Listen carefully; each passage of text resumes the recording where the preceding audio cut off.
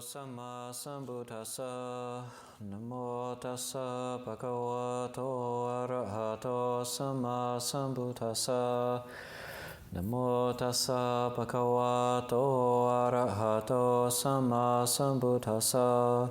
Buddhang dhammang sanghang namasami.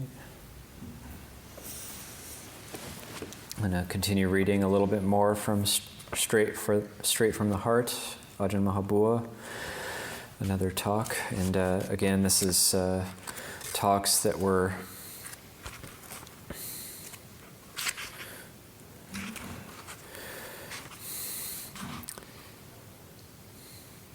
actually, I'll just read the introduction because I didn't do that before. It's an interesting backstory to these talks.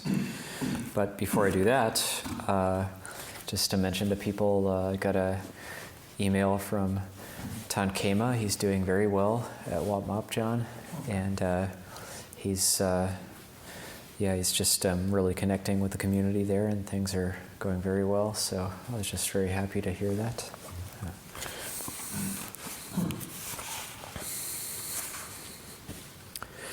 Introduction. These talks, except for the two marked otherwise, were originally given for the benefit of Mrs. Paupanga Watanakun, a follower of Venerable Ajahn Maha Boowa, who had contracted cancer of the bone marrow and had come to practice meditation at Wat Ba Bantad in order to contend with the pain of the disease and the fact of her approaching death. All in all, she stayed at Wat Ba Bantad for 102 days, from November 9th, 1975 to February 19th, 1976. During that period, Venerable Acharya Maha Boowa gave 84 impromptu talks for her benefit, all of which were tape recorded. After her death in September 1976, one of her friends, M.R.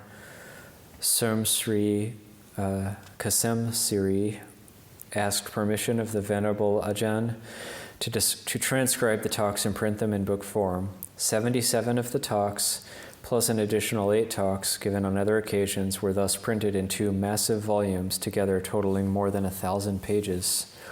6 talks from these 2 volumes have already been translated into English and published in a book titled Amata Dhamma. The talks in the present collection all deal with the practice of meditation, and particularly with the development of discernment. Because their style of presentation is personal and impromptu, they will probably be best understood if read in conjunction with a more systematic introduction to the techniques of meditation, such as Venerable Ajahn's own book, Wisdom Develops Samadhi, which is available separately or as part of the volume Forest Dhamma. So this talk is called A Taste for the Dhamma.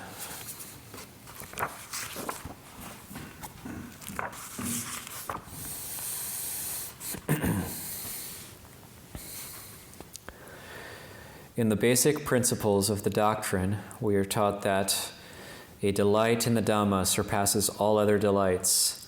The flavor of the Dhamma surpasses all other flavors. This statement was made by a person who had felt delight in the true Dhamma, who had tasted the flavor of the true Dhamma, namely, our Lord Buddha. For this reason, those who take an interest in listening to his teachings find that no matter what the statement, each word, each sentence goes straight to the heart, except, of course, for people who are simply going through the motions of listening without focusing the mind, letting it drift engrossed in various things in line with its original inclinations without gaining anything of any worth. The teachings of the religion have no meaning in a mind of this sort until it turns to the Dhamma, develops an interest of its own accord, and puts the Dhamma into practice.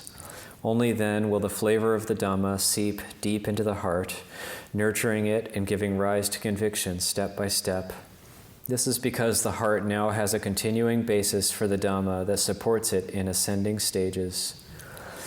In particular, when listening to Dhamma dealing with the practice, if our mind doesn't have any experience with meditation, has never taken an interest in the Dhamma, has never taken an interest in practicing the Dhamma, then not even a single statement will arrest the attention.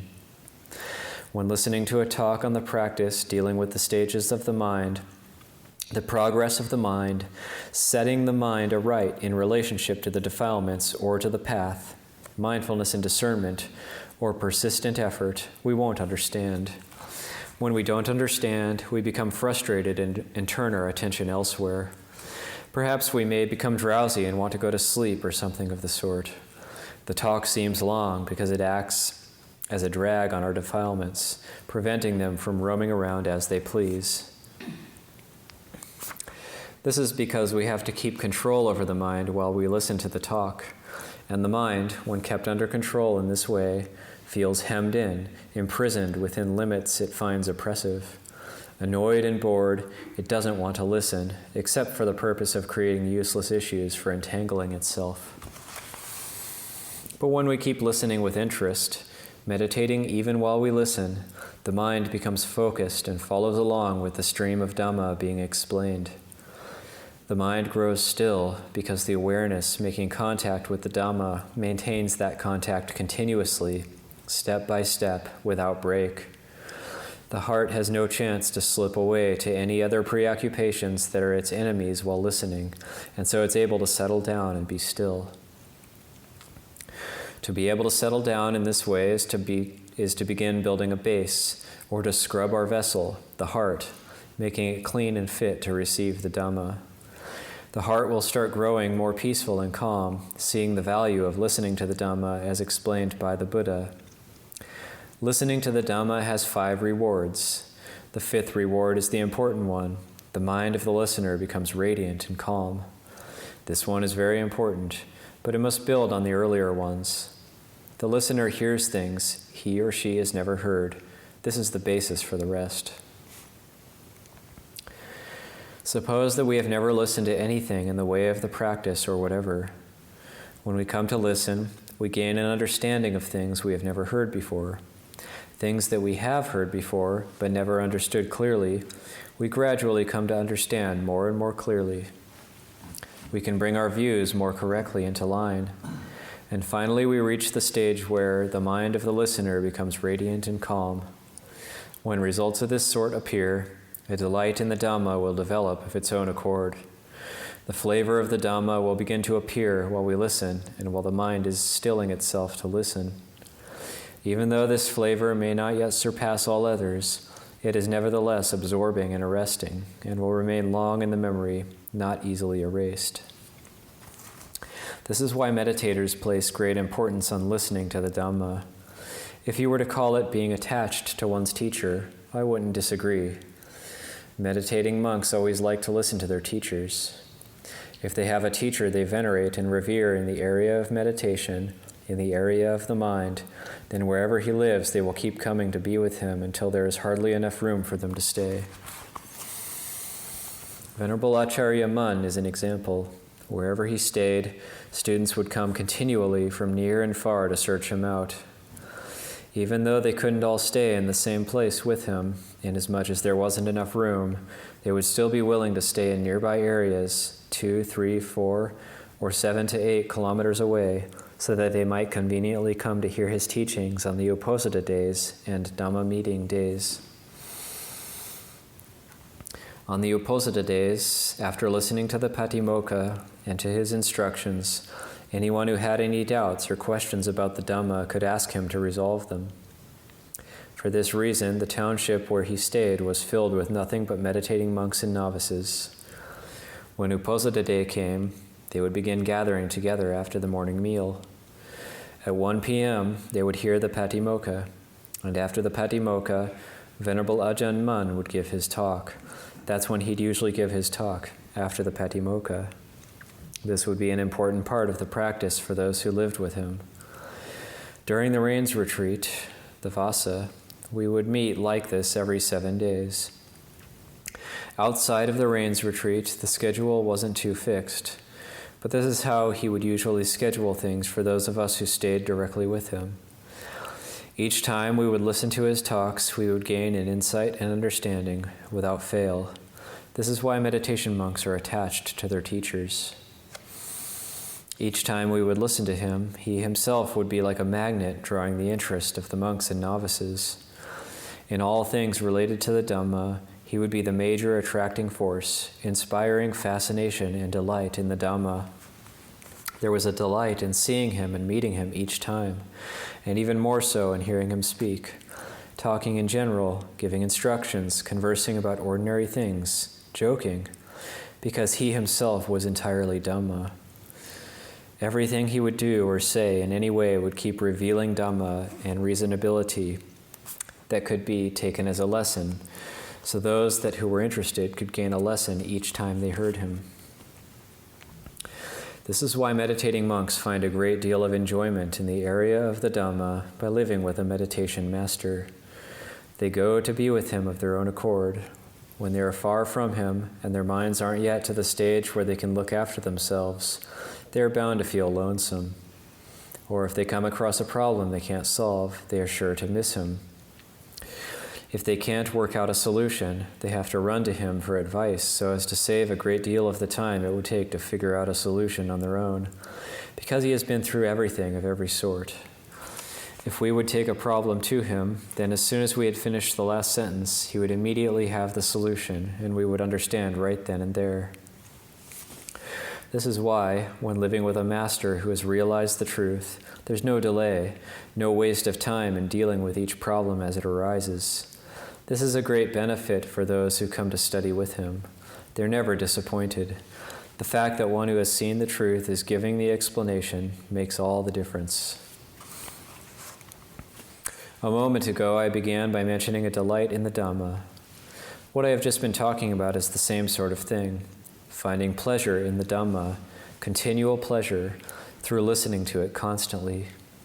In the same way, when we practice the Dhamma constantly, the results, the flavor and nourishment that come from the practice, increase continually, becoming more and more solid and substantial in the heart. Especially in the practice of centering the mind is calm, tranquil, contented, and relaxed. Its thoughts don't go meddling with anything outside. It's as if the world didn't exist, because our attention isn't involved with it. There's simply the Dhamma to be contemplated and practiced so as to give rise to more and more steadiness and strength. And on the level of discernment, no matter how broad or narrow our investigation of the many phenomena in the world may be, it is exclusively for the sake of the Dhamma, for the sake of self-liberation. We thus become thoroughly engrossed day and night. The more strongly our heart is set on the Dhamma, the greater its stamina and courage. It has no concern for life itself, no worries about its living conditions or anything external. Its only support is the guiding compass of the Dhamma. Whether we are sitting, lying down, or whatever, the heart is engrossed in its persistent efforts in practicing the Dhamma. On the level of concentration, it is engrossed in its stillness of mind. On the level of discernment, it is engrossed in its explorations of the Dhamma from various angles for the sake of removing defilement step by step as it investigates. Peace of heart is thus possible in each stage of persisting with the practice. The more quiet and secluded the place, the more conspicuously this awareness stands out. Even knowledge in the area of concentration stands out in our inner awareness.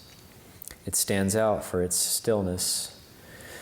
In the area of discernment, our knowledge stands out for the shrewdness and ingenuity of the mind as it explores without ceasing, except when resting in the stillness of concentration. Just as water from an artesian well flows without ceasing during both the wet season and the dry. When phenomena make contact with the mind, or even when they don't, a mind already inclined to discernment is bound to investigate, peering into every nook and cranny, gaining understanding step by step. For example, when we are first taught mindfulness immersed in the body, kaya gata sati, it seems superficial because the mind is superficial. It has no footing, no mindfulness, no discernment. It hasn't any principles, any Dhamma to hold to. Whatever it hears doesn't really go straight to the heart because the mind is buried way down there, deep under the belly of defilement.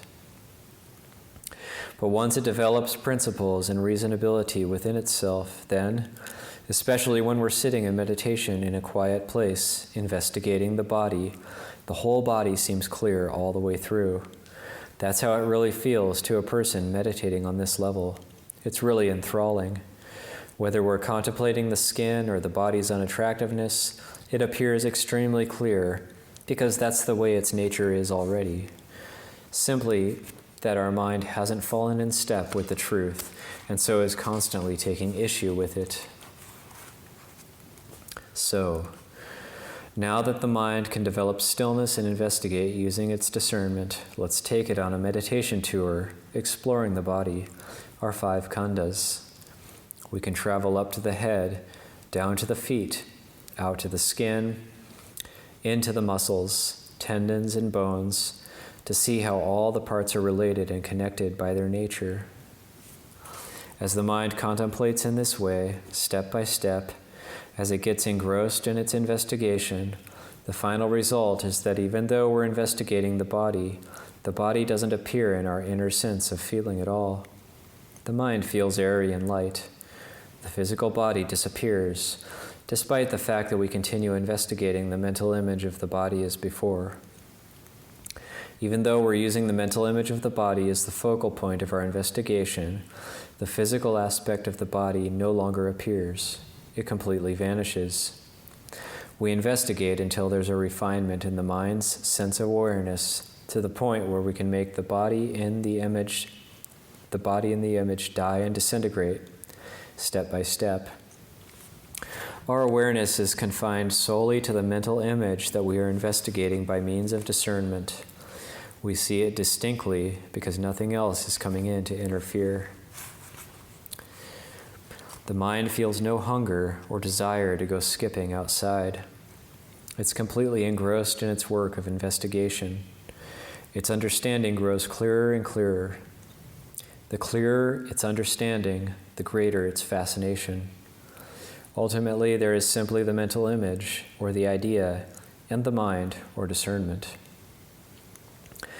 As for the actual body, it disappears. You don't know where it's gone.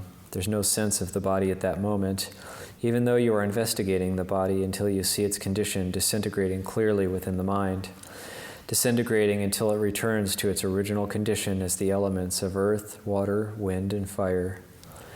Once the body in the image returns to its original elements, the mind then withdraws inward, leaving nothing but simple awareness.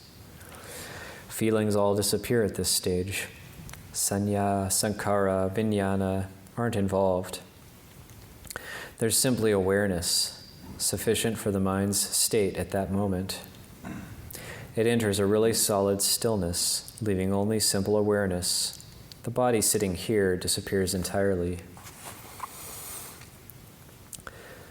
This is something that can occur in the course of investigating, but please don't plan on it. Simply listen now for the sake of becoming absorbed and gladdened while sitting and while listening. This will give rise to the benefits of listening that you will actually see for yourself. What will happen when you investigate in line with your own personal traits is a completely individual matter that will appear in keeping with your temperament.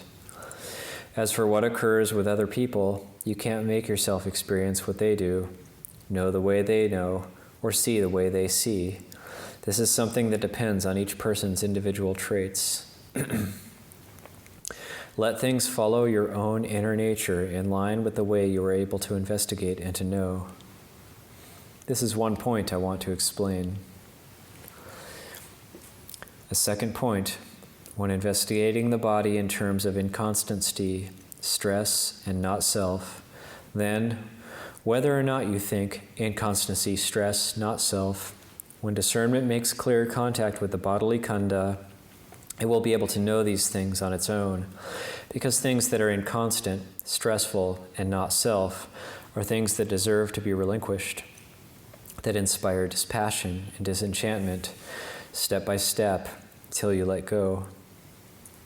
When the mind has investigated so that it fully understands, it lets go of its own accord without being forced, because each part, each aspect of the body or of the khandha being investigated is simply an individual truth.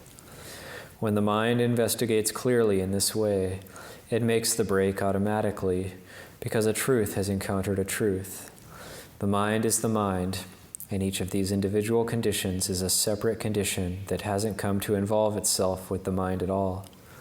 The mind will then turn around to see its own fault in being attached. Here I've really been deluded. Actually, things are like this and this. This is one stage, when the mind hasn't yet made a complete break, when it doesn't yet have adequate strength. It will start out by knowing at intervals in this way. The next time you investigate, you know in this way again, and it keeps seeping in, until your knowledge on this level becomes adequate and lets go. Like duckweed that keeps moving in to cover the water. After you spread it apart, the duckweed comes moving in again, and you spread it apart again. This is how it is when discernment investigates these things, making forays into these things or unraveling them. As soon as discernment retreats, subtle defilements come moving in again. But after you have investigated many, many times, the duckweed, the various types of defilement, begins to thin out. Your investigation of these phenomena becomes more and more effortless, more and more proficient, more and more subtle, step by step, until it reaches a point of sufficiency and the mind extricates itself automatically, as I have already explained. The mind, when its mindfulness and discernment are sufficiently strong, can extricate itself once and for all.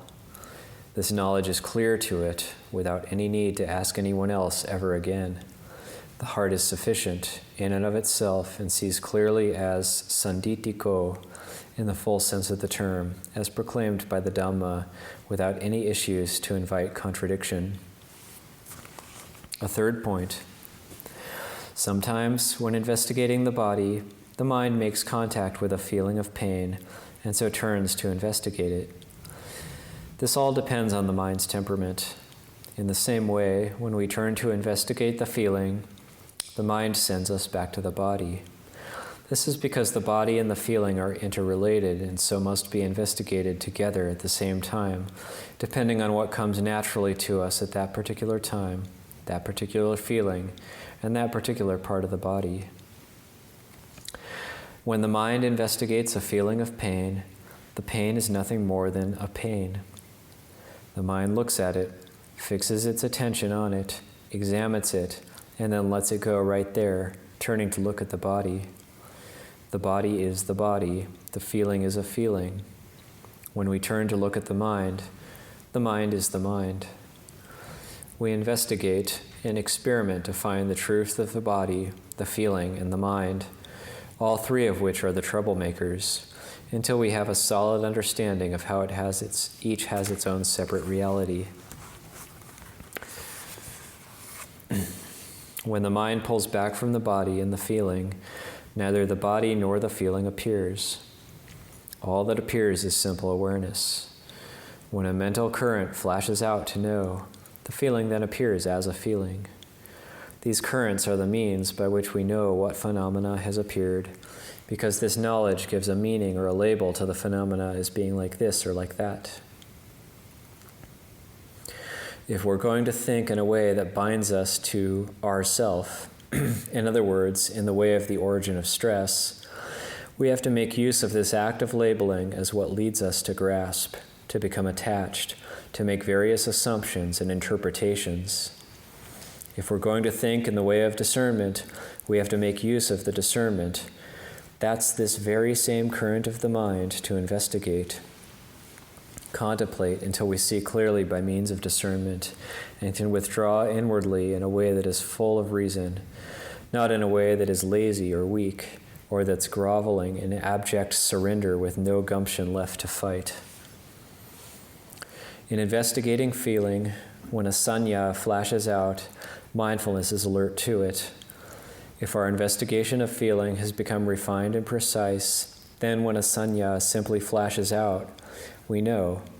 When sankharas form, they are just like fireflies. Blip. If no sanya labels them or picks up where they leave off, they simply form. Blip, blip, and then vanish, vanish. No matter what they form, good thoughts, bad thoughts, crude thoughts, subtle thoughts, neutral thoughts, whatever, They're simply a rippling of the mind. If they occur on their own, when nothing is making contact with the mind, they're called sankhara.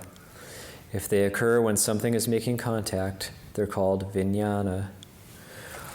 Here we're talking about the sankharas that form on their own, without anything else being involved. They form, blip, and then vanish immediately. Blip, then vanish immediately.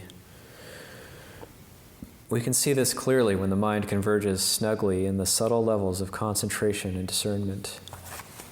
The snugness of the mind's convergence won't have anything else involved with it at all. All that remains is simple awareness. When this simple awareness remains stable in this way, we will see clearly that it isn't paired with anything else. When the mind begins to withdraw from this state to return to its awareness of phenomena, returning to its ordinary state of mind that can think and form thoughts, there will be a rippling, blip, that vanishes immediately. It will then be empty as before. In a moment, it will blip again. The mind will form just a flash of a thought that doesn't yet amount to anything, just a rippling that vanishes immediately the instant it's known. As soon as there's a rippling, we are alert to it because of the power of mindfulness keeping watch at the moment, or because of the strength of concentration that hasn't yet dissipated. But after these ripples have formed 2 or 3 times, they come more and more frequently, and soon we return to ordinary consciousness, just as when a baby awakens from sleep. At first it fidgets a bit, then after this happens a number of times, it finally opens its eyes. The same is true of the mind. It has calm. Here I'm talking about concentration when discernment is there with it. The various ways of investigating I have mentioned are all classed as discernment. When we have investigated enough, the mind enters stillness, free from mental formations and fashionings, and from any sort of disturbance. All that appears is awareness. Even just this has the full flavor of a centered mind, which should already be enough to surpass all other flavors. We never tire of delighting in this stillness. We feel a constant attraction to this stillness and calm in the heart. Wherever we go, wherever we stay, the mind has its own foundation. The heart is at ease, quiet and calm, so that now we must use discernment to investigate the elements and khandhas. The important point to notice is the act of formation in the mind. Once something is formed, sanya immediately labels it, as if sankhara were forming things to hand on to sanya, which takes up where the sankhara leaves off. It then interprets these things from various angles, and this is where we get deluded. We fall for our own assumptions and interpretations, for our own shadows, which paint picture stories that have engrossed or upset both that have us engrossed or upset both day and night. Why are we engrossed? Why are we upset? Engrossed or upset, it's because of the mind's shadows acting out stories and issues. This story, that story, future issues, things yet to come, things yet to exist. Nothing but the mind painting pictures to delude itself. We live in our thought formations, our picture painting, engrossed and upset by nothing but our own thought formations, our own picture painting. In a single day, there's not a moment when we're free from painting imaginary pictures to agitate and fool ourselves. Wise people, though, can keep up with the tricks and deceits of the khandhas, which is why they aren't deluded. The moment when mindfulness and discernment really penetrate down is when we can know that this is actually the way the mind usually is. Like people who have never meditated. When they start meditating, they send their minds astray without anything to hold on to. For example, they may have a meditation word, like Buddho, and there they sit, their eyes vacant, looking at who knows what. But their minds are thinking and painting 108 pictures with endless captions. Then they then become engrossed with them or wander aimlessly in line with the preoccupations they invent for themselves, falling for the preoccupations more than actually focusing on their meditation. They thus find it hard to settle their minds down because they don't have enough mindfulness supervising the work of meditation to make them settle down. Once we have used our alertness and ingenuity in the areas of concentration and discernment, we will come to know clearly that these conditions come from the mind and then delude the mind, whose mindfulness and discernment aren't quick enough to keep up with them. The heart causes us to follow after them deludedly, so that we can't find any peace of mind at all, even though our original aim was to meditate to find peace of mind. These deceptive thoughts engender love, hate, anger, irritation without letting up, no matter whether we are meditators or not, because as meditators we haven't set up mindfulness to supervise our hearts, and the result is that we're just as insane with our thoughts as anyone else. Old Grandfather Boowa has been insane this way himself, and that's no joke. Sometimes, no matter how many years in the past a certain issue may lie, this aimless, drifting heart wanders until it meets up with it. Drifting heart wanders until it meets up with it and revives it. If it was something that made us sad, we become sad about it again, all on our own. We keep it smoldering and think it back to life, even though we don't know where the issue lay hidden in the meantime. These are simply the mind's own shadows deceiving it until they seem to take on substance and shape. As what? As anger, greed, anxiety, pain, insanity, all coming from these shadows. What sort of path or fruition is this? Paths and fruitions like this are so heaped all over the world that we can't find any way out. So in investigating the acts of the mind, the important point is that discernment be quick to keep up with their vagrant ways. When mindfulness and discernment are quick enough, then whatever forms in the mind, we will see that it comes from the mind itself, which is about to paint pictures to deceive itself, about to label and interpret sights, sounds, smells, and tastes of various kinds.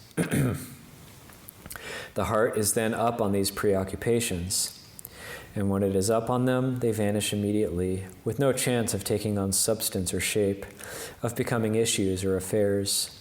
This is because mindfulness and discernment are wise to them, and so the issues are resolved. Ultimately, we come to see the harm of which the mind is the sole cause. We don't praise or blame sights, sounds, smells, tastes, or tactile sensations at all.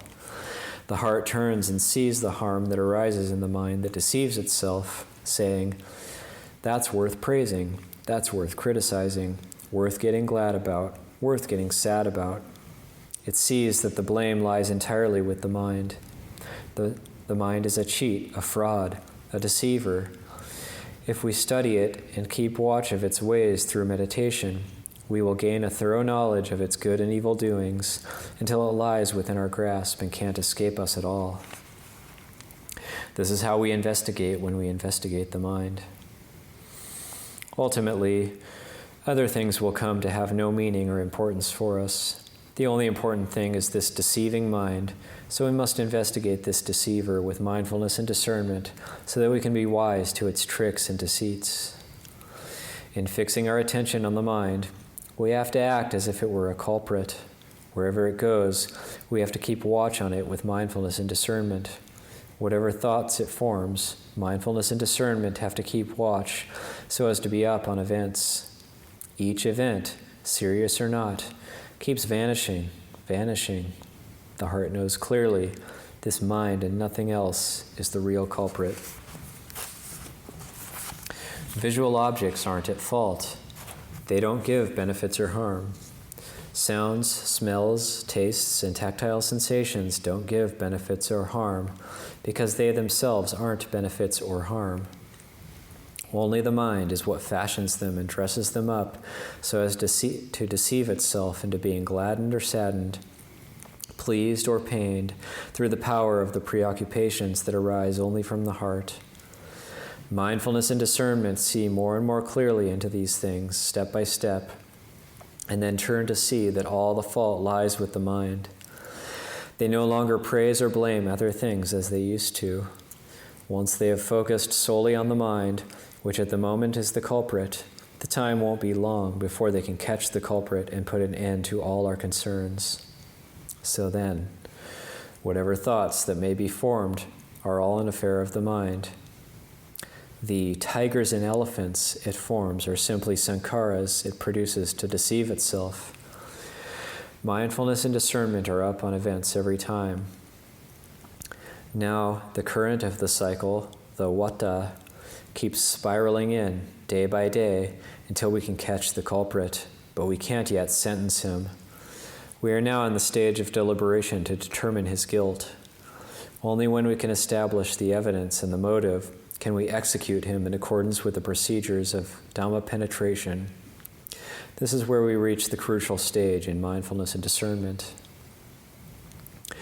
In the beginning, we used the elements and khandhas as our objects of investigation, cleansing the mind with elements, using them as a whetstone to sharpen mindfulness and discernment.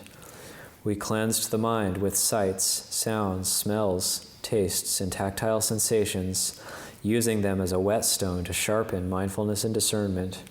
And we cleansed the mind itself with automatic mindfulness and discernment. Now at this stage, we circle exclusively in on the mind. We don't pay attention to matters of sights, sounds, smells, or tastes, because we have already understood and let go of them, knowing that they aren't the causal factors. They aren't as important as this mind, which is the primary instigator, the culprit renowned through the circles of the cycle, the agitator, the disturber of the peace, creating havoc for itself only right here inside. Mindfulness and discernment probe inward and focus right here. Wherever this mind goes, it's the only thing causing harm. So we watch patiently over this culprit to see what he will do next. And aside from being alert to what he will do, we also have to use discernment to penetrate in and see who is inciting him, who stands behind him, so that he must be constantly committing crimes. He keeps creating deceptive issues without pause. Why? Mindfulness and discernment dig in there, not simply to pounce on or lay siege to his behavior, but also to go right into his lair and see what motivating force lies within it. What is the real instigator? There has to be a cause. If there's no cause, no supporting condition to spin the mind into action, the mind can't simply act on its own. If it simply acts on its own, then it has to be a matter of khandhas, pure and simple. But here it's not pure and simple. Whatever behavior the mind displays, whatever issues it forms, all give rise to gladness or sadness. This shows that these conditions aren't just simply coming out. There's a cause. There's an underlying condition that sends them out, making them give rise to a real pleasure and pain when we fall for them.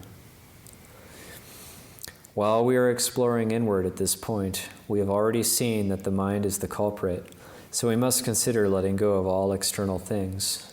Our burdens grow less and less. There remain only the issues of the mind and the issues of formation and interpretation that arise solely from the mind. Mindfulness and discernment spin, whizzing around in there, and ultimately come to know what it is that causes the mind to form so many thoughts, giving rise to love, anger, and hate. As soon as it appears, the heart knows it, and when the heart knows it, the Lord of conventional reality, which is blended with the mind, dissolves away.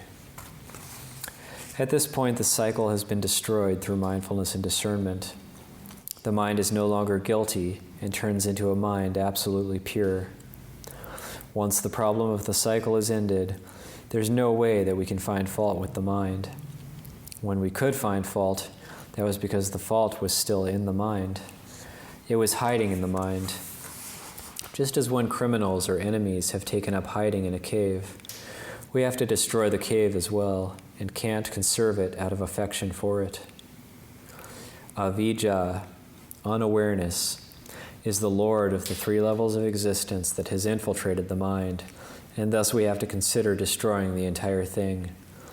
If the mind isn't genuine, it will dissolve together with unawareness. If it's genuine, in line with its nature, it will become a pure mind, something peerless, because all things counterfeit have fallen away from it through the use of mindfulness and discernment. When the counterfeit things that are like rust latching firmly onto the mind finally dissolve away through the power of mindfulness and discernment, the mind becomes genuine Dhamma. You can call it the genuine mind or the genuine Dhamma. There's no contradiction, because there is no more reason for contradiction, which is an affair of defilement. You can say 100% that the flavor of the Dhamma has surpassed all other flavors. When the mind is pure Dhamma, it has had enough of all other things. It is absolutely no longer involved with anything else at all. It's one mind, one Dhamma. There is only one. There is only one genuine Dhamma. The mind is Dhamma.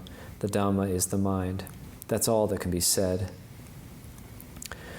I ask each of you to take this and contemplate it. This is the basis for the truth of the teachings that the Lord Buddha taught from the beginning until the moment of his total nibbana. The purity of his mind was a deeply felt Dhamma that he experienced with his full heart. He then proclaimed that Dhamma with the benevolence of his full heart, teaching the world up to the present. To call his teachings the benevolence of the Lord Buddha shouldn't be wrong, because he taught the world with true benevolence. When we take those teachings and put them into practice in a way that goes straight to the heart, we will come to see things we have never seen before, never known before, within this heart, step by step, until we reach the full level of practice, know the full level of knowledge, and gain release from suffering and stress with our full hearts, with nothing left latching on. This is called wiping out the cemeteries, the birth and death of the body and mind, for good. What a relief. And now that we've reached this point, I don't know what more to say, because I'm at a loss for words. I ask that you as meditators practice, train yourselves, and explore all Dhammas until you too are at a loss for words, like this speaker at his wit's end. Even though we may be stupid, infinitely stupid, I'll ask to express my admiration straight from the heart. Ewang.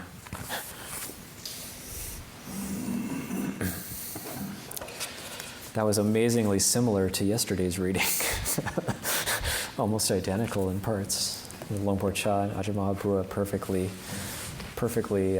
complementing each other.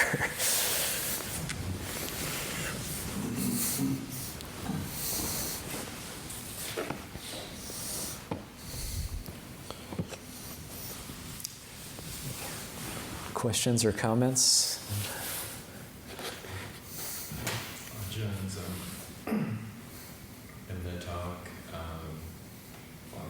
seemingly talking about how when the mind is in a certain state of concentration, defilements, or what would be defilements, just small thoughts can come up, and then the awareness itself can just know it and it'll go away. But I've tried, just like in a normal state of mind, when there's a unwholesome mind state, to try to just like know it and separate the knowing from the mind state. But have the mind state say like it's sadness or something. There's still the sadness there, but then there's the at least attempt to just have the knowing of that. Is that, even though that defilement or whatever doesn't go away immediately, is that also sort of a way of using awareness, or should there be some more active investigation rather than just like a passive now? I mean, that's called practice, in the sense that that's certainly how we approach it, and the fact that it doesn't sort of work immediately and you're not instantaneously liberated because of that that's not strange, but that is the actual kind of the essence of what we keep doing and keep learning from that, and keep reflecting and investigating, understanding how that how that process works, and then understanding how as we establish that awareness, what comes in to pull it away, or what comes in to stain it. And because sometimes we just want to annihilate that and not have to deal with it, which is quite natural. But it's that understanding of that process, and then you're returning to the knowing, and developing a sense of continuity, of clarity. And it really takes time for it to take root in the heart, in the mind. And it just is maybe there is a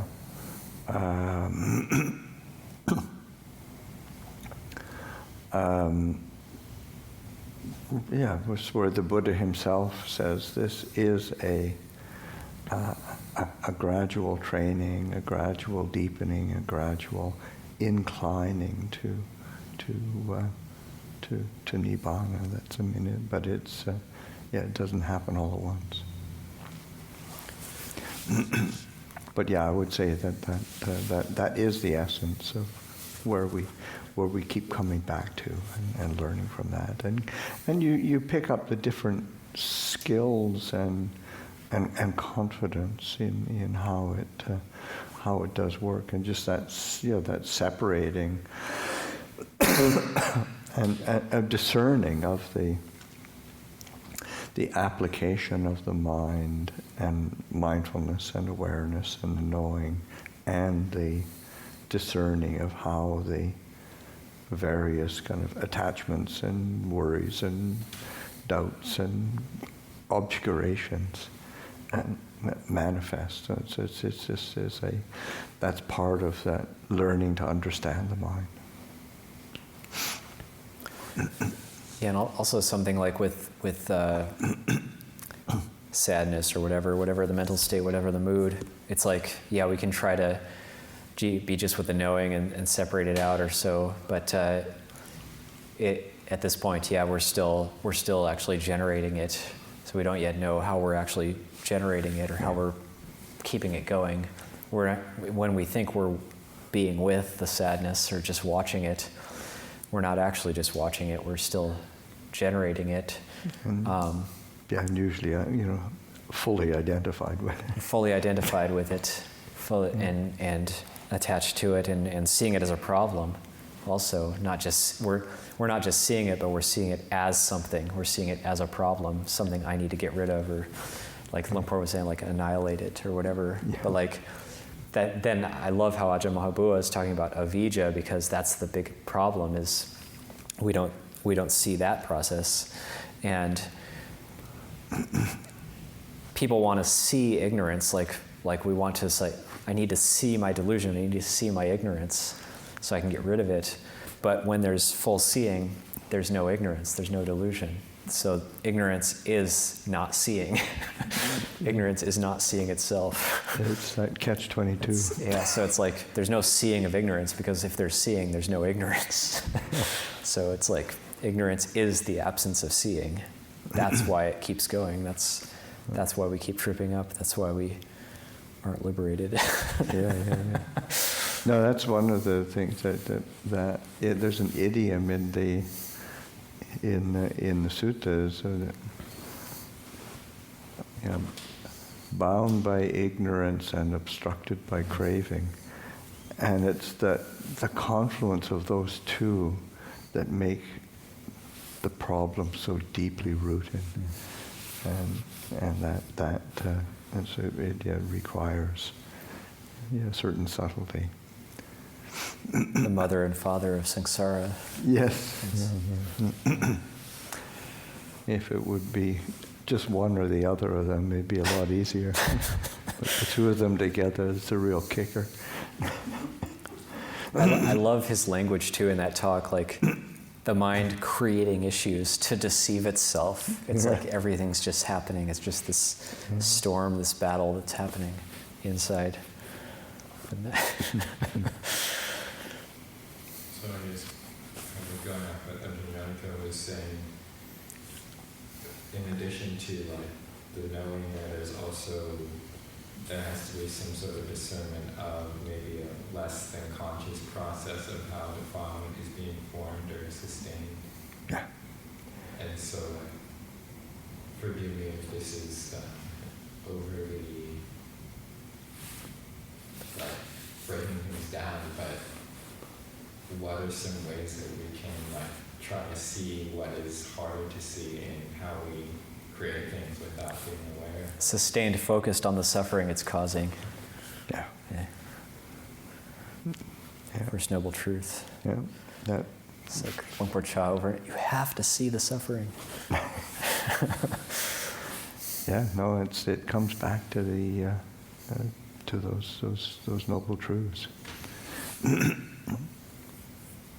It's kind of it's interesting because like I can think like it's so insidious, like the defilements or the thoughts or the sankharas that cause problems, they still, even if we have seen the suffering a lot, they still kind of come up. So seeing the suffering just a few times isn't enough.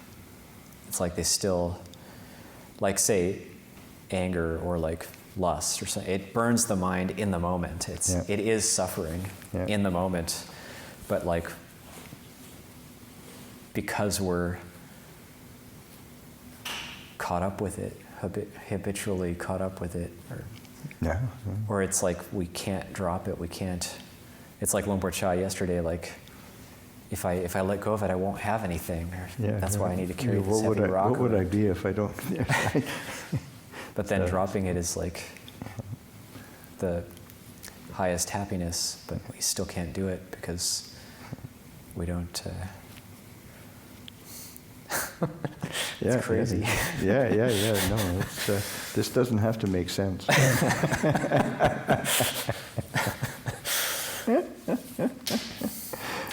This is samsara is not a reasonable process.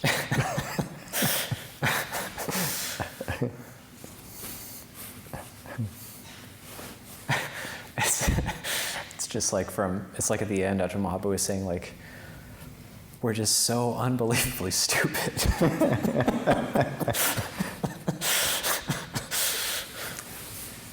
But I love that Ajahn Maha Boowa is very self-deprecating as well. Right. Like, sometimes he comes across as this kind of hardcore, but there you get a feel for the kind of he includes himself when he's teaching, and then also one of the things that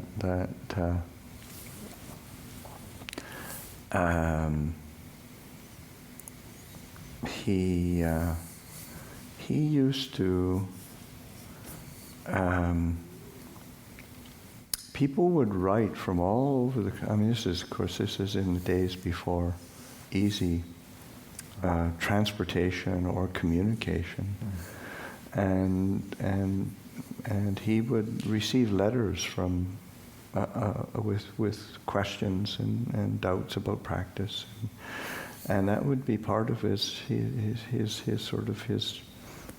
practice or his life would be responding to writing these letters back to people, but then there is a book, and I haven't really. It's very hard to find. I've heard about it, but I haven't found it. But it's like a collection of these letters that people, where the original letter and then his response. And there's just this incredible kind of kindness and generosity. But also he would oftentimes, it was a bit playful in how he would also, like, one of his favorite ways of sort of signing his letter wouldn't sort of be like his ecclesiastical title or something, or if it was the, the old monk who loves his pillow.